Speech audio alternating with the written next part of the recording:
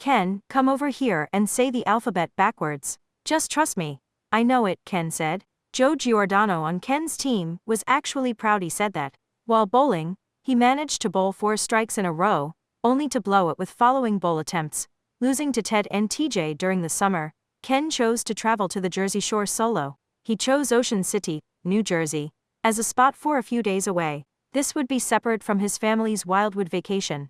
He remembered that John Schultz was living there during the summer, as he did the year before. The hotel was a small local one owned by a couple whom Ken interacted with briefly. He claimed that he would have friends joining him when he reserved it, in an effort to not look too much like a loner. He remembered that John was working at a seafood restaurant close to his hotel. Ken went in to inquire if John worked there, and they invited him to go back to the kitchen and see him. John was there and was both excited and surprised to see Ken. He shouted Ken's last name, Guthrie. Ken got introduced to John's co-workers, one of whom was a black man who acted very effeminate. Despite the joy of seeing him, Ken and John only got to spend a short time together. Ken got to travel to the boardwalks of Atlantic City and Wildwood. He gave his mom a call to let her know he was all right. His mom always was the difficult one to go through when informing the family that he was traveling, since she worried a lot. He got her on the phone, where she provided him with good news. "You got approved for that scholarship you applied for," she said. It was the Academic Incentive Scholarship Program he had previously applied for weeks earlier. The scholarship would cover basic tuition costs, not other things, like books, lab fees, etc. Still, it was good to get approved. When Ken traveled into Atlantic City, he did limited gambling and enjoyed the boardwalk. The sign on one of the buildings digitally displayed the words, "AC is hot. Turn on the AC." It was displayed in large letters along the tall building. It was Ken's first time at a hotel by himself, and he handled it very well. Ken also found time to attend Christian Davidson's Master Mason's degree at Lodge. There he met up with Dad Nelson and members of his chapter once again. He learned that Joey Nelson was attending the same college as Ken, studying hotel and restaurant management. Frezia, who had been away from the theater for a while to travel back to Chile, returned to working there. She was finishing up a divorce process and planned a party to celebrate her freedom. She and her husband, whom Ken had never met, had had a turbulent relationship in recent years. Ken had met her 2 sons, Frankie and Leo, who at the time were 20 and 18 respectively. They were both very athletic and very slender, and also sociable. The party was attended by mostly Tri-County workers, including Mark Irwin, Matt Jeter, Ed McKay, and Pat Rowland. It was here that Ken got to talk to Pat about an opening for Pat's band. Pat invited him to a practice at the Newborough Community Center. There were a few Concordville folks who attended, including Ted, Mark, and Terry. It was here that Ken got to meet Bill, whom Terry was dating. More formally, Ken talked to Matt about how some people fall too deeply in love to where they don't think rationally. He was thinking of Nicole and her love toward Vince. Matt agreed that it is important to think with your head, and not your hormones. Ken shared with Mark some of the songs he had been writing, one of which was entitled "Key That Fits My Lock." Mark chuckled. "The Ken that fits your lock?" Ken had mentioned to Nicole his advice of always being prepared for the possibility of a relationship to go south. Others rebutted it by saying there's no need to be too prepared, and to enjoy the moment. He tried one long-shot attempt to see if Nicole would be willing to find time to see him, or get together with him as a friend, but she didn't give a definite answer to that question. For much of the time he tried to give the impression that he was moving on from Nicole, but he faked it in the beginning for a while. Rafe Stepanek, who went to school with Ken and played in jazz band with him, was at the party. Ken inquired about students who attended Holy Cross, and he asked about Sean Ferrara.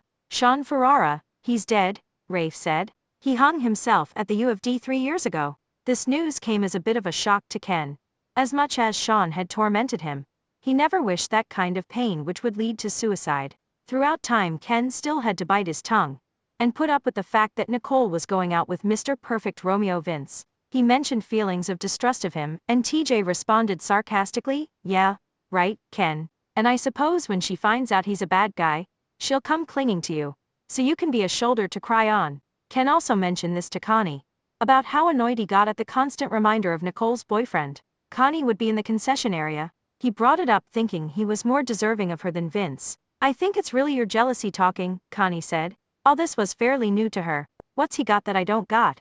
was Ken's attitude, which he kept to himself when in Nicole's presence. The only real first-hand contact he made with Vince was when he came to seem to come at work. "Make it quick. She's gotta get back to work, he said to him. His responses to personals continued to come at a snail's pace. Occasionally, he would do push-ups or sit-ups and try and catch up with Vince's good athletic shape.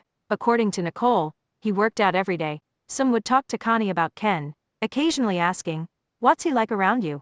"He's nice," she said. "Does he bring up Nicole sometimes?" "Yes," she said. "I wonder if he'll ever let go of those feelings for her." Connie thought you herself, Medot.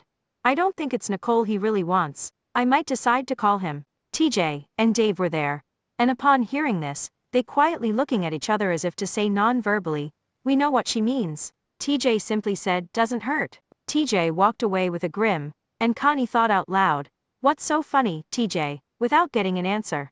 Connie was about to end her summer employment at the theater to attend college a little out of the way, something many of the workers were typically doing. Nicole was also about to attend college far away, in Towson, Maryland. She would have to realize that she would be away from Vince during her time there. "I'm gonna die," she said, contemplating her time there. One day, being late August, Connie decided to take the initiative to call Ken. She asked him a question. "I know you've been interested in Nicole, but can you do me a favor?" What could she possibly be about to say? "Sure. What? Go out with me sometime before I start school next week." She threw in the words as friends. But just the idea that she asked him threw Ken into shock, because it was so unique for him to have a girl actually ask him out.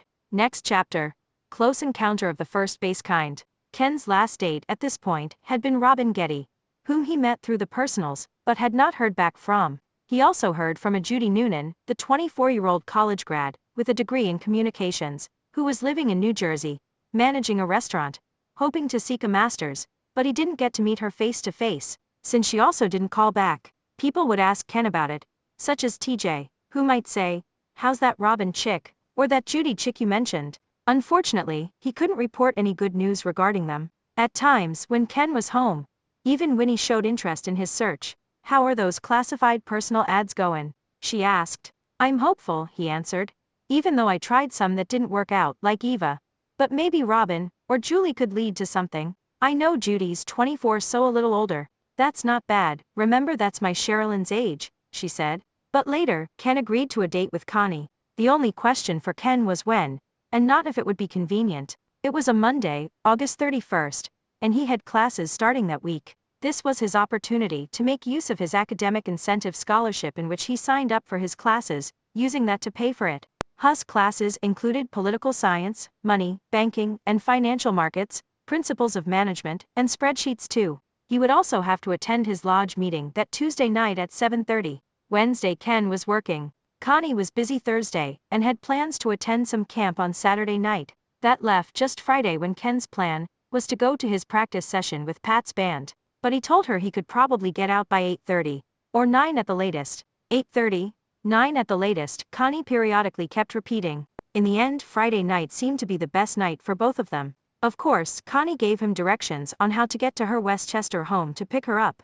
Engaged in some chit-chat during this call while they were arranging the date. At one point, Ken conceded that Nicole wasn't worth so much energy. He pointed out that he tried things from telling Nicole that he would take it slow to even showing her his baby pictures, hoping to tug at her heartstrings and make her reluctant to break that little child's heart. "You're an unusual person," Connie said.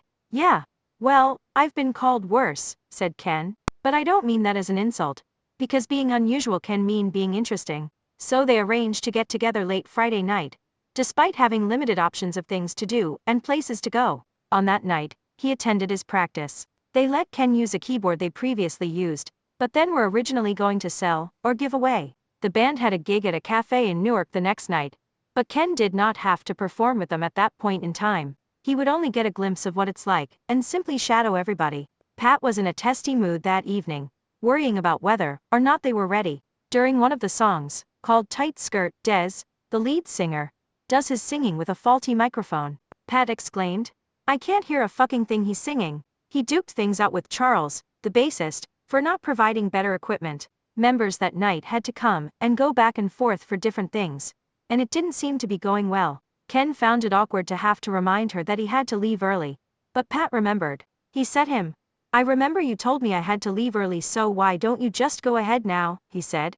"Thanks," said Ken, and he shook his hand and said, "See you tomorrow." It was about 8:15, but he had many things to do and take care of before you headed up to get Connie. He still had to freshen up, make sure his car looked halfway decent, and get the direction to her home straight, having it written down. Ken was very disorganized and was wishing that he never agreed to the date. Unclear on the directions, he was tempted to cancel, but realized he got as far as Route 926 in Westchester, and figured it was too late to turn back now. So I might as well call her on the pay phone, before cell phones were as readily available as they would be in the future. Being fortunate enough to still have her number, he got her on the phone, and she was gracious enough to clarify the directions to her house. So you're all ready and will be there in just a few minutes? He asked. Just a second, she said. She then could be heard saying, Mom, do you know what might have them out late tonight, do you? No, just do what you want and don't talk to me. I'm busy, she answered back. Well, don't wait up if. Connie, you're 18, you can stay out all you want tonight. Frankly, I got too many things on my mind to care. Connie sighs. Ken, my family is a bunch of psychos.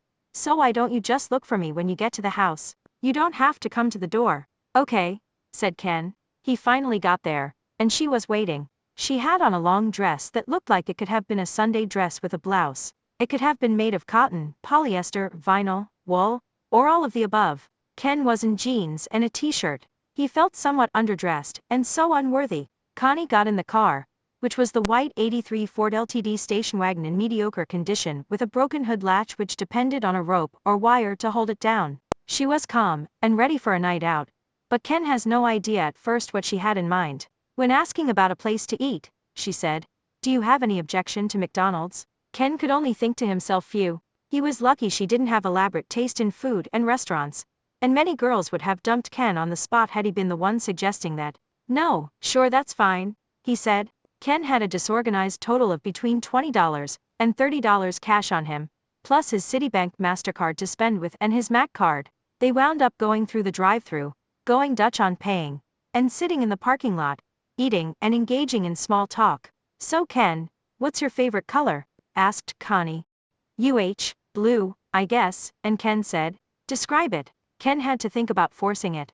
Well, he said, it represents positive things, like a blue sky on a nice day. I see. Positive things. How about your favorite animal? A dog.